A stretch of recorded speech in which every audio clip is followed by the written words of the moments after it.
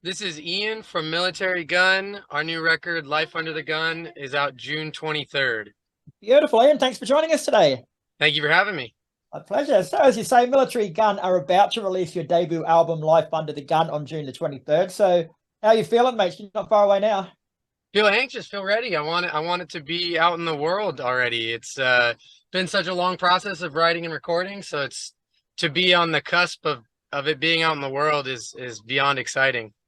I bet. So, tell us a bit more about the album from a musical point of view and what you were going for with it. So we set out to make a very classic rock inspired record that was meant to feel still modern. We recorded it at Dave Grohl's studio, and we're going for massive drum sounds and just kind of something that felt like timeless and classic at the same time, not old. And with that, like we have our roots in hardcore and punk music, and wanted to make a record that kind of takes all of the aggression from the hardcore that we love and then the melody of all of the classic rock that we love.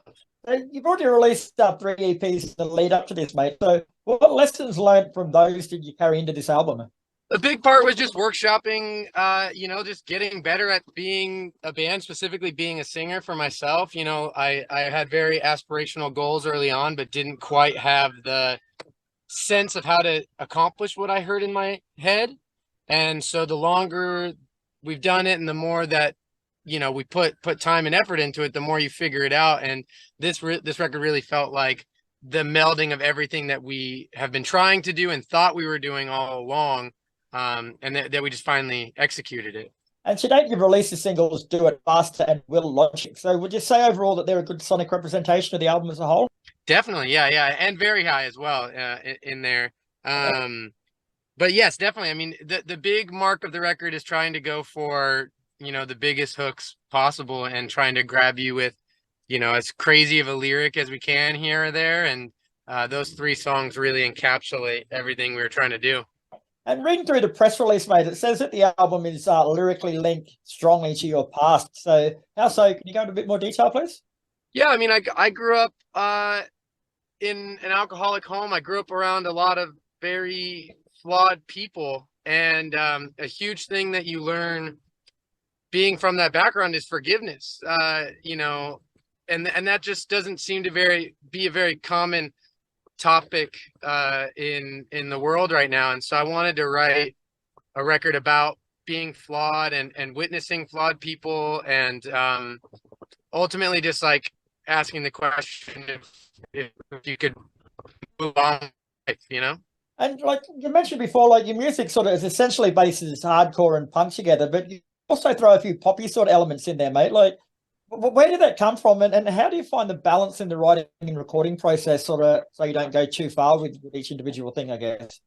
The balance is pretty intuitive, just about what feels right. And as you're writing a song, you can really tell if it feels wrong. And those poppy influences have always been inside of us. We've always been big fans of indie rock, classic rock, pop music. Like it's all been in there, as well as our simmering love for hardcore. But it's just like we finally figured out that intuitive way to write those songs in a way that made it all feel like it made sense. And these are also your first ever Australian interviews, mate. So it's fair to say that there's going to be people out there that haven't really heard of Military Gun before, or they're hearing about you guys for the first time. So can you give us a bit of a background on the band and just introduce yourself a bit?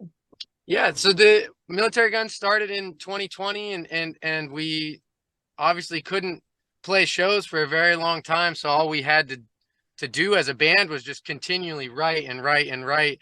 And we just spent, more or less 2 years of being a band, never having played a single show, just workshopping songwriting and taking the love of all things hardcore and punk and indie rock and classic rock and whatever else, and throwing it into a blender and trying to make a sound that we felt was cohesive and unique. And then ever since the pandemic, we've just been touring nonstop as hard as we possibly can as a way to pave the way for this record, Life Under the Gun, that is just about to come out.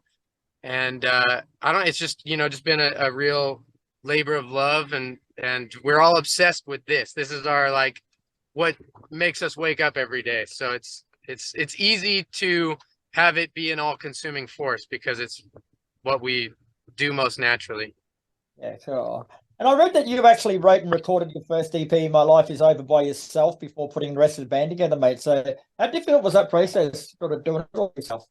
I love recording music of myself. It's still how a lot of the demoing goes. It's a very, it's easy to make an idea when you're not trying to communicate it to somebody else at first. You know, it's kind of a nice way to just lay out a roadmap and then say, here's what I think the song should be, and then have other people interact with it. Obviously, the first record was just me, and those are the final versions. But it is interesting because the live ones, you know, have a little bit more flair and personality coming from the other members. So it's I don't know. I really love it in the demoing process, but it's not the be all end all. It's not the will of one man. It's still very much a back and forth with the entire group as far as what the songs will be and are.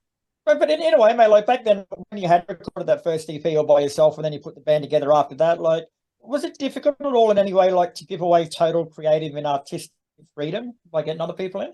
Not at all. I mean, the thing is, the best idea wins, and if you can put your ego aside, you know, it can be very easy to tell what the best idea is. And with that, you know, it's not everyone wants to contribute 24/7. So, you know, sometimes there's a formula that works and you don't question it, and then other times, you know, everyone touches the ball and has say and makes an improvement upon the song. So it's ultimately just about whatever is the best song is whatever we want. And that's my concern as a songwriter. It's not my concern that I wrote every piece of it. It's my concern that it's a great song. Cool. All right, mate. Well, Life Under the Gun comes out on June 23rd, a week from now. So what's next for Gun after that, mate? What do you got planned? We're just about to head to Europe, and then we do a big old fall tour, and then most likely heading straight back to Europe again. Hopefully Australia soon in the future. Beautiful, mate. All right. Well, thanks very much for your time today, Ian. It's been a pleasure speaking with you. If you make it over here, we'll catch Thank you for a you bit. so much. My pleasure. Yeah, thank you.